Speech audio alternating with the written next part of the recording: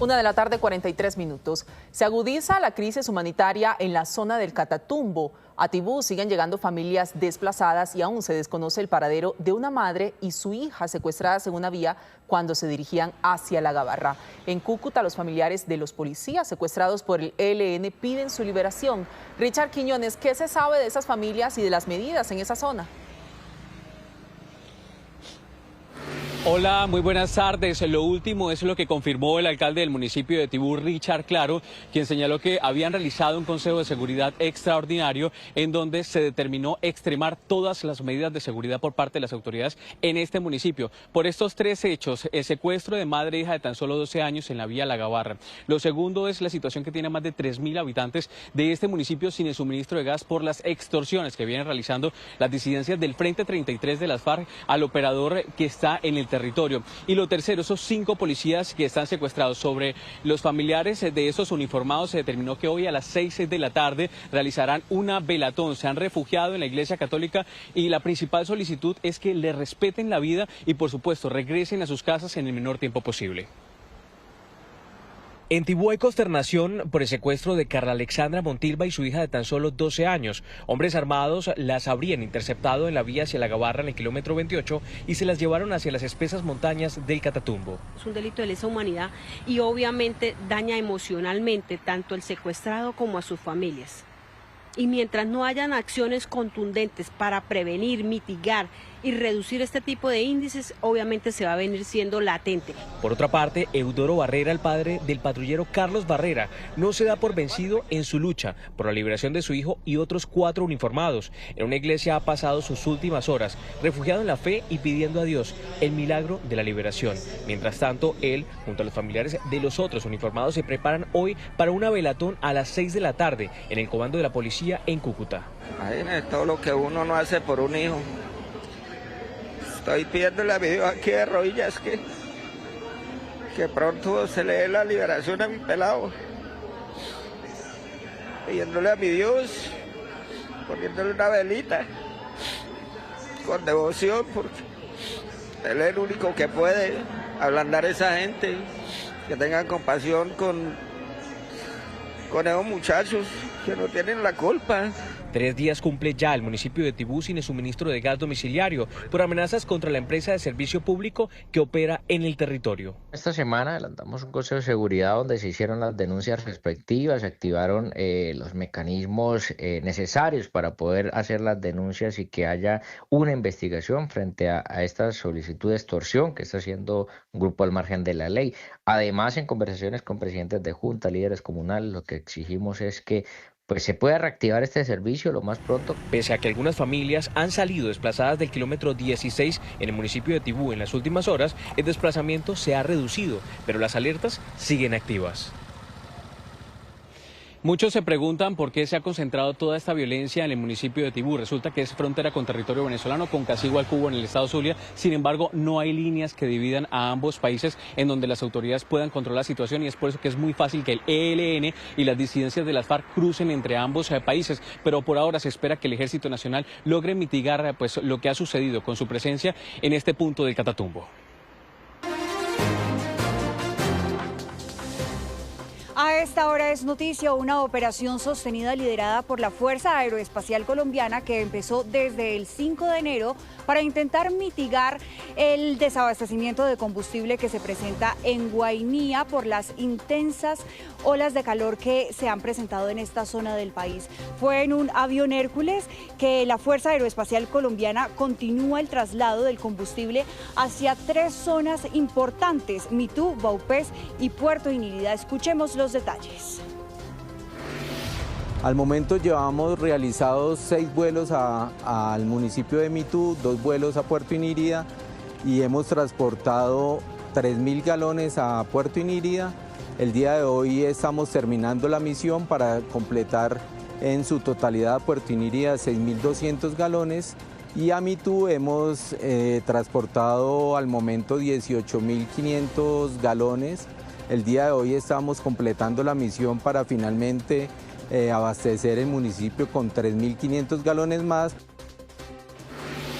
A esta hora es noticia que las autoridades en Antioquia investigan un ataque sicarial que se presentó en las últimas horas en el municipio de Urrao, suroeste del departamento, y que dejó como saldo 8 personas heridas y 2 personas muertas. De acuerdo a las autoridades, 2 hombres en motocicletas llegaron a atentar contra la vida de un joven de 20 años que está en un establecimiento comercial en pleno parque principal. Le quitan la vida. En medio de esos hechos iba pasando una patrulla de la policía que también es atacada por los delincuentes. Se forma un tiroteo y 8 personas resultan heridas. A 4 ya se les dio de alta, otras 4 están en centros asistenciales, 2 personas pierden la vida. Una de ellas es el joven de 20 años que estaba en el establecimiento comercial y otro es uno de los presuntos delincuentes. Los agresores intentaron huir del lugar, atentando contra la integridad de una patrulla policial que se encontraba realizando labores de prevención y control. Durante la reacción de la policía se presentó un intercambio de disparos que permitió la captura de los 2 presuntos responsables, quienes resultaron lesionados por arma de fuego. A esta hora es noticia el fuerte accidente de tránsito que sufrió el cantante de música popular Sebastián Ayala. El joven de 27 años se movilizaba en una camioneta por la vía que conduce de Landazuri a El Meta. Según reportó en sus redes sociales, en el momento presenta heridas leves. Una persona de su equipo de trabajo resultó lesionada. A esta hora las autoridades hacen presencia en el lugar.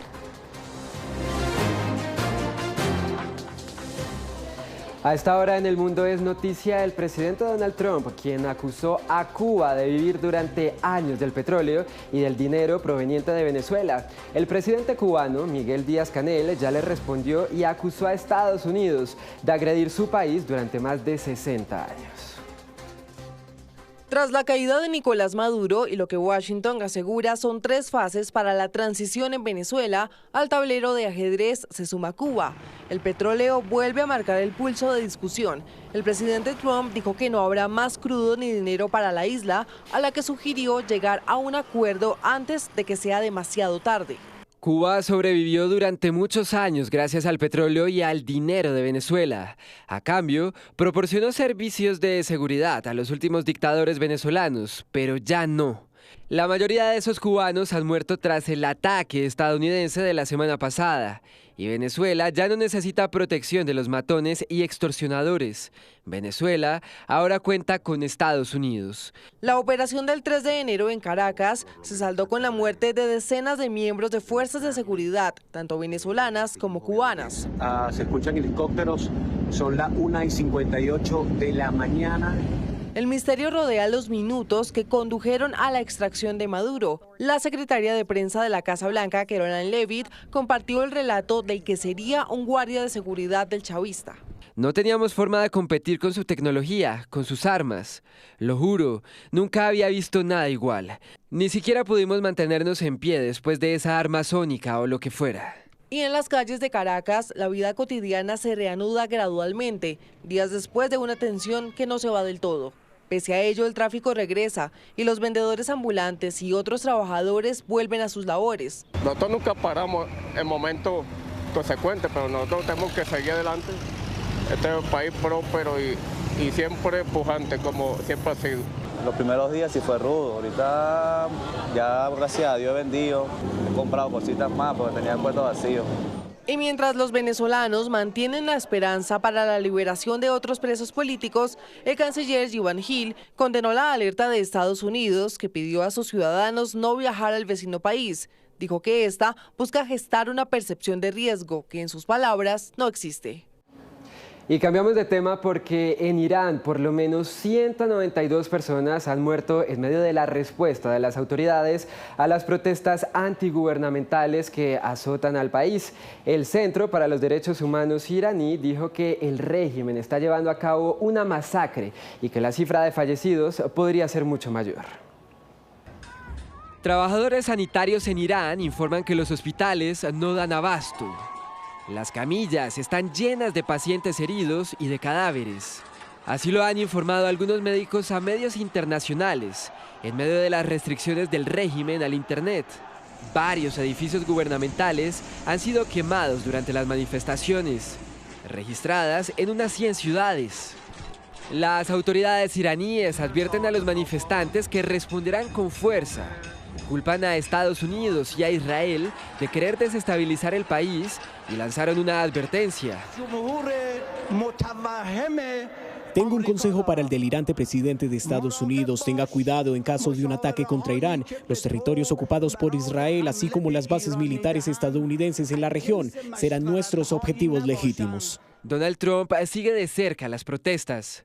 Aseguró que Irán busca su libertad y que Estados Unidos está listo para ayudar. El primer ministro israelí fue por la misma línea.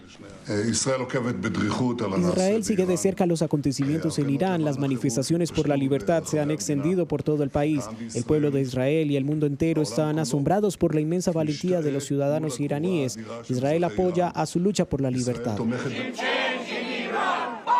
El estallido social ha trascendido fronteras. Exiliados iraníes en Estados Unidos llegaron hasta las afueras de la Casa Blanca. Sueñan con regresar a su país algún día. Llegamos aquí para decirle al mundo que el pueblo iraní quiere un cambio con cánticos de muerte a Jamenei, muerte al dictador, abajo el opresor. En Londres, mujeres iraníes organizaron una manifestación para exigir que sus derechos sean respetados. Yo misma soy víctima del régimen iraní. 2 de mis tías fueron asesinadas por ellos. Mi familia merece justicia. No queremos que esta gente ande libremente por las calles. En otros países como Alemania se han registrado protestas similares. Mientras que en Turquía, el consulado iraní en Estambul fue fuertemente custodiado. La policía advirtió que las protestas están prohibidas. Y en noticias de nuestra región, los incendios forestales siguen arrastrando en la Patagonia Argentina, donde se han consumido casi 12.000 hectáreas de bosques y campos. La provincia de Chubut es la más afectada y allí unas 560 personas intentan contener las llamas que obligaron a evacuar a 15 familias. Además, a la zona fueron desplegados 2 helicópteros, 2 aviones cisterna, 3 aeronaves anfibio y un avión con capacidad para descargar 15.000 litros de agua. Y en Ciudad del Vaticano, el Papa León XIV bautizó a unos 20 niños durante una ceremonia que tuvo lugar en la icónica Capilla Sixtina. Se trata de un acto restringido que cobija a los hijos de los empleados del Vaticano o de la diócesis de Roma. Durante la homilía, el pontífice de la Iglesia Católica centró su mensaje en la importancia de que los padres inculquen la fe a los más pequeños. De otro lado, el Papa renovó su llamado a la paz y al diálogo durante su tradicional Angelus Dominical. Escuchemos lo que dijo el pontífice. Pienso en lo que ocurre estos días en Oriente Medio, especialmente en Irán y Siria, donde las persistentes tensiones están causando la muerte de muchas personas. Espero y rezo para que el diálogo y la paz se cultiven con paciencia. En Ucrania, nuevos ataques especialmente graves, dirigidos principalmente contra infraestructuras energéticas, justo cuando el frío se intensifica, están golpeando duramente a la población civil. Rezo por quienes sufren. A las 2:25 minutos activamos el radar de la política con el exdirector del DANE, economista y precandidato presidencial Juan Daniel Oviedo, que nos acompaña para seguir hablando de propuestas y de su visión de la actualidad del país. Precandidato, bienvenido. Muy buenas tardes y un saludo muy especial al equipo de Noticias Caracol y a todas las personas que nos ven y se conectan en este momento. Primero quiero que hablemos de la noticia registrada hace una semana y que le dio la vuelta al mundo, la captura de Nicolás Maduro y de su esposa. ¿Cuál es su posición frente a este hecho? Bueno, yo creo que este es un hecho que muchos estaban deseando, ¿sí? Y pragmáticamente abre una puerta para que esa dictadura eterna que muchas personas en Venezuela creían que iban a tener después de que les robaron las elecciones, pues tenga una salida. El tema es que lo que viene en esa salida depende de un interés geopolítico muy importante, que es el de los Estados Unidos a la hora de querer recuperar la soberanía y su capacidad de influir, llamémoslo así, sobre la región de América Latina y el Caribe. Y yo creo que ahí lo que necesitamos es estabilizar la posición de Colombia alrededor de esa situación. Y tristemente veo a un presidente muy interesado en los aplausos internos que le puede generar sus posiciones altisonantes y belicosas con los Estados Unidos, a sabiendas de que Colombia debería estar pensando en cómo ese escenario que se abre para Venezuela genera oportunidades. Yo pregunto, a la fecha, ¿quién se ha preocupado por la estabilidad de los $1.000 millones de exportaciones que tiene Colombia hacia Venezuela? Y ya le hablo de ese aspecto económico, pero ya que usted me está mencionando a Colombia, ¿cómo lo haría usted? ¿Cómo negociaría? ¿Cómo hablaría, por ejemplo, con el régimen de Venezuela? Bueno, pues yo creo que lo primero sería apagar el canal de Twitter en la diplomacia con Estados Unidos. Sabemos que hay un presidente Trump provocador en Twitter y creo yo que la respuesta de Colombia no debe ser el mismo tono altisonante. Colombia tiene unos canales comerciales, políticos e institucionales con los Estados Unidos que se han construido por más de 200 años y lo primero que nosotros plantearíamos es cómo esto va a tener un impacto sobre la seguridad en Colombia, porque la variable de la que pocos hablan es las disidencias de las FARC y el ELN se van a quedar en Colombia, se van a quedar en Venezuela, qué va a pasar con la frontera, cuál va a ser la posición de los Estados Unidos a la hora de colaborar con Colombia, con Venezuela, con Perú, con Brasil y con Ecuador para que esa gran región que produce narcóticos pueda empezar a tener información para tomar decisiones concretas en materia de seguridad. Y hablando de Estados Unidos, de las disidencias, de las guerrillas, ¿qué piensa usted de una posible, eventual, se ha dicho, se ha, digamos, discutido presencia militar o intervención militar de Estados Unidos en Colombia? Pues yo creo que es un escenario absolutamente lejano a la racionalidad de las cosas. Y por eso hay que entender que tenemos a un presidente Trump que quiere manejar la diplomacia a su forma con un impacto geopolítico. Entonces ese tono de cowboy o de vaquero no puede ser respondido con un tono altisonante de parte de Colombia, sino pensando en cómo estas posiciones que asume Colombia van a beneficiar sobre todo a la población de la frontera de La Guajira y el norte de Santander. Doctor Oviedo, sin duda la relación entre Colombia y Venezuela concentra gran parte de nuestra atención, pero quiero que hablemos ahora del país. Un candidato como usted, con los datos del país en la mano, ¿qué opina o cómo evalúa la situación fiscal? Tenemos un nuevo salario mínimo, nuevos impuestos. En cuanto a eso, ¿usted qué propone? Bueno, la situación fiscal para nosotros es una mina antipersonal, ¿sí? Es de esas cosas que hoy le decimos a la gente, hay un peligro muy grande que el gobierno se quiebre. Pero el país no está tan mal como muchas personas creen que está. El país huele a algo distinto y en eso el gobierno del presidente Gustavo Petro ha sido muy audaz en generar todavía una esperanza. Entonces, el déficit fiscal es una mina antipersona que nosotros queremos llegar a resolver en una estrategia de estabilización, porque nuestra propuesta de gobierno desde Con Toda por Colombia, es decirle a Colombia, necesitamos estabilizar la economía, la política y sobre todo necesitamos estabilizar la relación territorial del gobierno nacional con las regiones. Entonces es preocupante, asume muchos desafíos y implica muchas responsabilidades que vamos a asumir, pero pues es algo que hoy juega en contra de las visiones alternativas de gobierno del presidente Gustavo Petro. ¿Cómo estabilizar ese tema económico en el país? Bueno, yo creo que hay tres minas antipersonal fundamentales que nosotros queremos llegar a estabilizar. La primera es esa, la del déficit fiscal, que implica más que prometer bajar o subir impuestos, es llegar a poner la casa fiscal en orden, a saber presupuestar el presupuesto general de la nación, a presupuestar por programas, por resultados, haciendo equipo con las regiones y no utilizando el tratamiento con las regiones como una herramienta de extorsión política. La segunda es una mina antipersonal de carácter energético.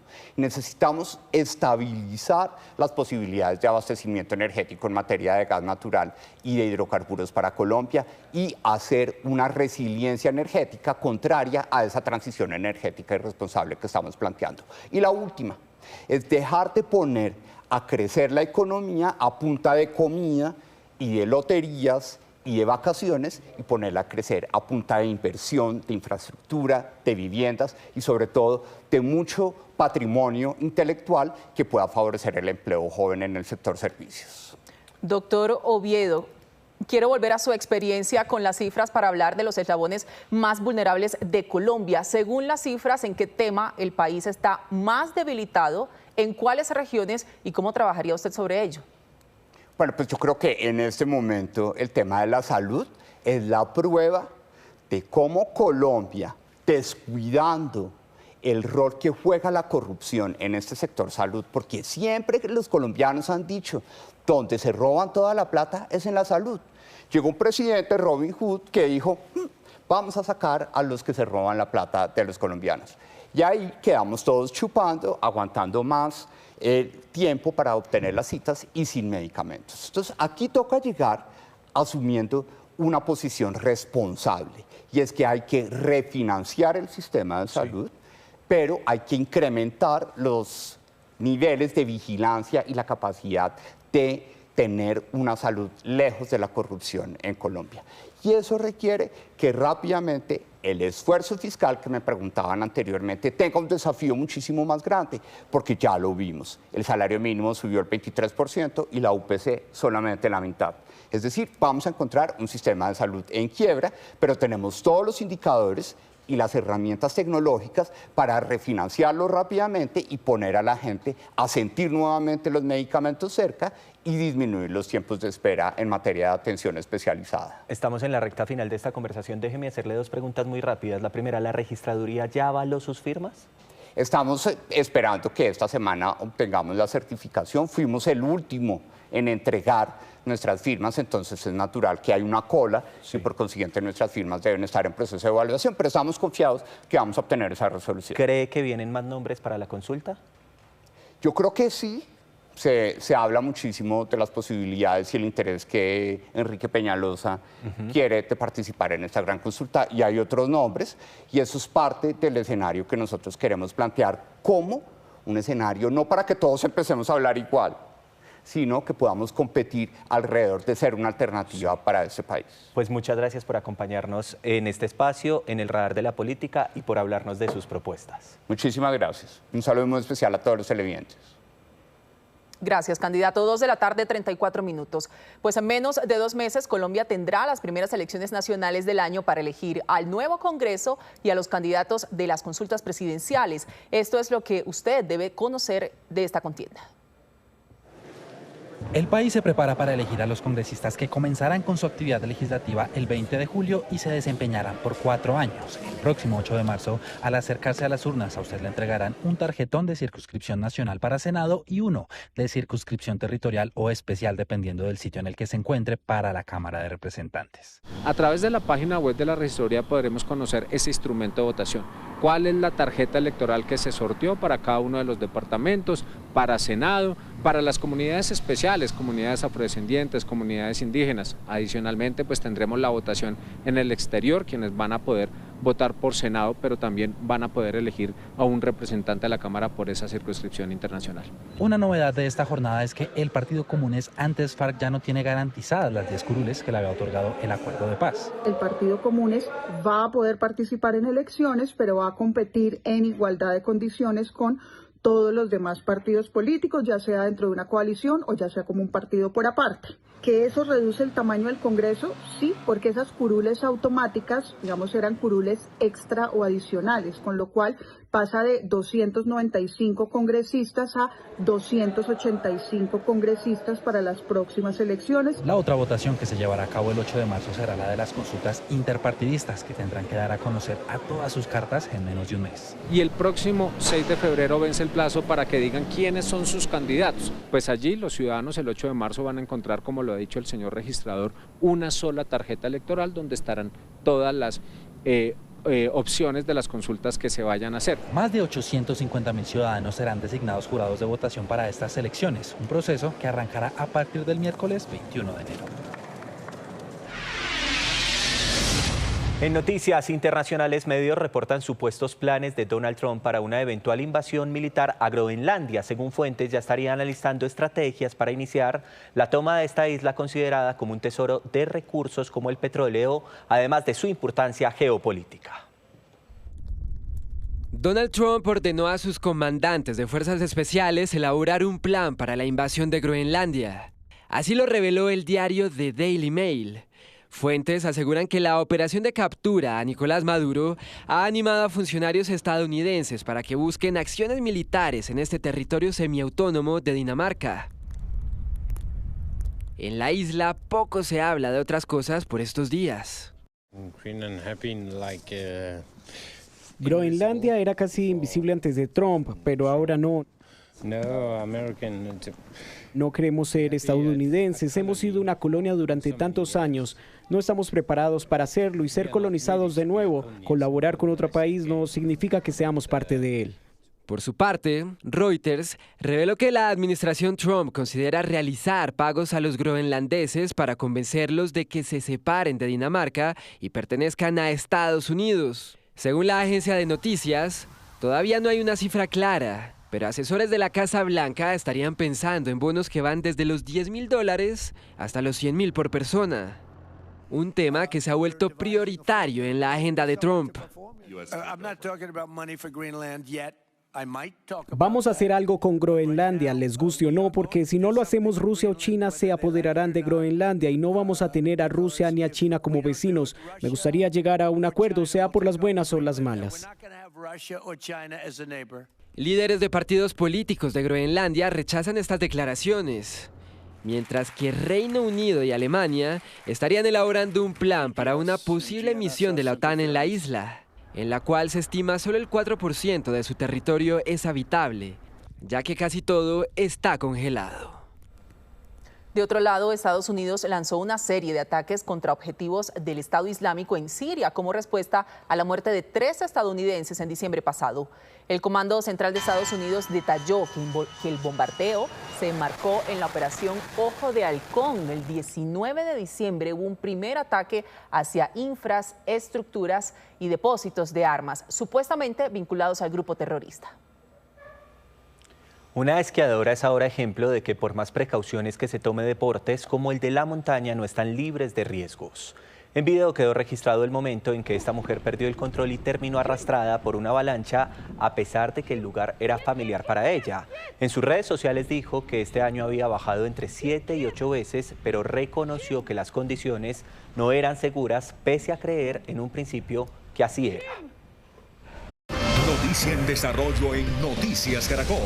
2 de la tarde, 47 minutos. A esta hora, miles de familias comienzan a regresar a sus lugares de origen luego de las vacaciones de fin de año y el Puente de Reyes. Nuestros periodistas están listos en Bogotá, Cali, Barranquilla y Bucaramanga con el panorama en medio de este plan retorno. Iniciamos con Sebastián Cortés. ¿Qué pasa en la autopista sur de la capital del país, Sebastián?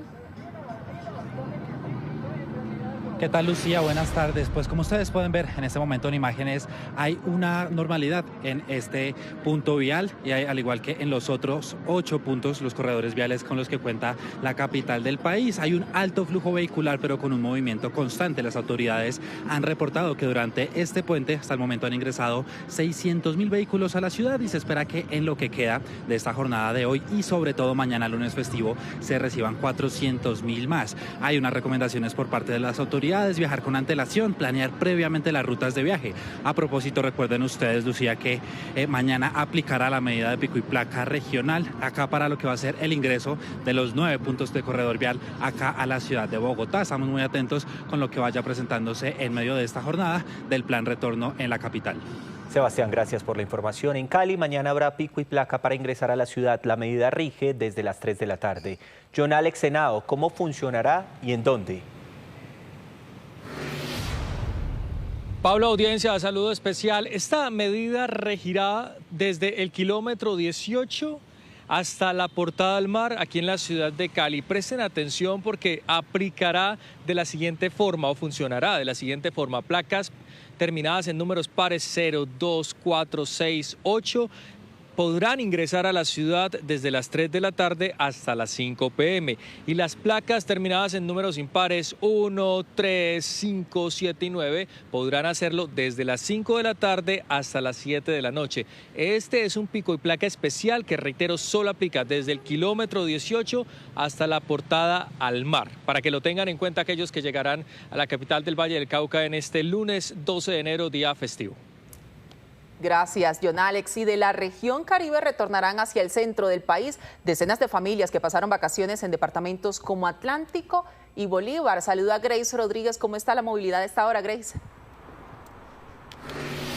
Lucía y televidentes, buenas tardes. A esta hora se reporta total normalidad en el flujo vehicular en esta que es la vía al mar, y cabe destacar que con diferentes puestos de control como este que está ubicado en esta vía que conecta con la ciudad de Cartagena, pero también con el municipio de Puerto Colombia aquí en Atlántico, las autoridades están acompañando tanto la salida como el retorno de los viajeros que se movilizan por los principales corredores viales de la ciudad y su área metropolitana, entregando varias recomendaciones a los conductores. Cabe destacar que para este puente festivo de se estima, según las autoridades, un tránsito que supere los 130.000 vehículos por estas vías, y también es importante resaltar que aquí en el departamento del Atlántico no habrá restricciones como pico y placa ni cierres viales. Sin embargo, las autoridades sí están pidiendo a los conductores que viajen con tiempo para evitar cualquier inconveniente en las vías.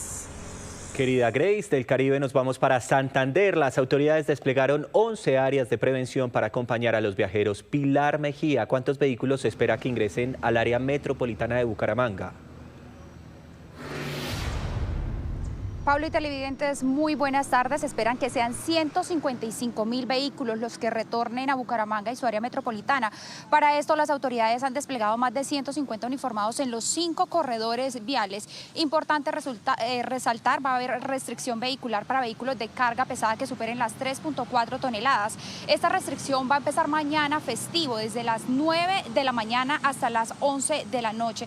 Las autoridades hacen especial recomendación a los motociclistas a no exceder los límites de velocidad y a no invadir el carril, ya que las últimas 4 muertes se han presentado por estas razones. 2 de la tarde, 51 minutos. En más noticias, Caracol del Día, conocimos la historia de Sor Aurora del Carmen Mora en la Basílica del Señor de los Milagros en Girón, una joven religiosa venezolana que lleva en alto el nombre de su país y transmite esperanza en este nuevo comienzo. Serena, con el cáliz en sus manos, compartiendo el cuerpo de Cristo. Con su hábito, su rosario dominico y una mirada angelical, mantiene Sor Aurora en la basílica. Los mejores años para Dios. Conocí a la congregación a los 16 años, en San Cristóbal, Venezuela. Allí conocí a las hermanas en un colegio. Me decían que debería de haber tenido un novio, para que experimentara cómo era. Pero en realidad yo siento que consagrar la vida a Dios es servirle, entregarse y es estar con Él. Y lo pongo como ese centro de mi vida. Llegó hace 4 meses a Colombia. Hoy, con 22 años, hace parte de las Hermanas Dominicas, demostrando que la fe no conoce fronteras. Orando por la paz, por el amor, para que siga reinando, para que haya paz, mucha paz. Lejos de su familia, sueña con el crecimiento de su congregación y dedica su vida a servir. Acompaña enfermos, brinda apoyo en asilos a adultos mayores y guía a jóvenes en la catequesis. Un abrazo inmenso y que los amo mucho y que los quiero y que, bueno, dentro de un tiempo iré a visitarlos. Claro, por todas las familias de Venezuela y por todas las familias del mundo entero. Desde Colombia, con la ilusión de volver a su tierra, Sor Aurora es reflejo de que la fe mueve fronteras y por eso ora por la paz de su amado país.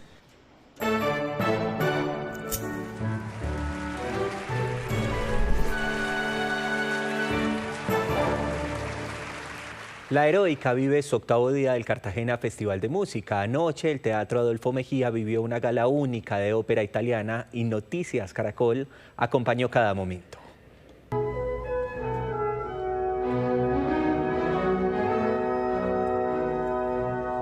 En una armonía musical sin igual, el director de orquesta europeo Stefano Segedoni, la Orquesta Filarmónica Juvenil de Bogotá, la soprano Marian Battistelli y el barítono Federico Logni interpretaron por más de 1 hora varios clásicos de la ópera italiana.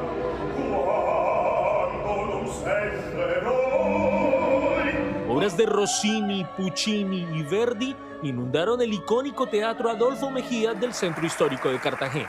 Increíble, la verdad es que es maravilloso, tocar aquí es una experiencia abrumadora y sentir el calor humano de la gente no tiene palabras. Fue una experiencia maravillosa, la orquesta como tal estaba preparada para este concierto, los solistas, los artistas, el público como tal se metió en la escena, aplausos, risas, y creo que de eso se trata la ópera y de eso se trata el festival. Como piezas del reloj funcionando en perfecta sincronía, la Filarmónica Juvenil representó a Bogotá en este festival que ha traído a los pesos pesados de la música clásica.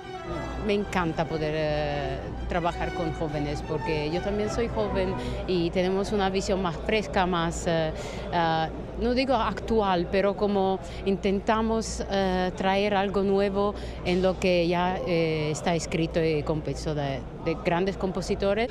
Para Camila Martínez, violinista de 25 años, la experiencia de tocar en su natal Cartagena es un sueño cumplido. Yo inicié en la música más o menos a los 9 años y de hecho en mi infancia toqué en este teatro y creo yo que el sentimiento es de una nostalgia y de una felicidad que lo arropa a uno. La cita musical en la tarde es en el Palacio de la Proclamación y a las 7 p.m. Cody Fry se presentará en el Auditorio Getsemaní del Centro de Convenciones de Cartagena. Noticias Caracol sigue el rastro de las grandes historias de la literatura colombiana. Pues nosotros estamos metidos dentro de África y África de entre nosotros. Ahora buscamos la realidad de la ficción de Changó el Gran Putas, la obra cumbre de Manuel Zapata Olivella. Changó es el gran protector y es precisamente el que les da la fuerza.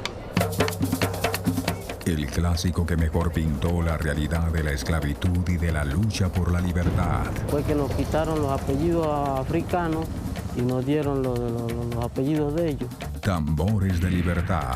Y yo que lo estoy pilando, no me gano ni el pega. Esta noche a las 7, Noticias Caracol. Primero la gente. Esta noche a las 7 de la noche muy conectados y estas fueron las noticias. Nos vemos a las 7 de la noche con una nueva edición informativa. Ya viene la red, somos Noticias Caracol, primero la gente. Feliz tarde.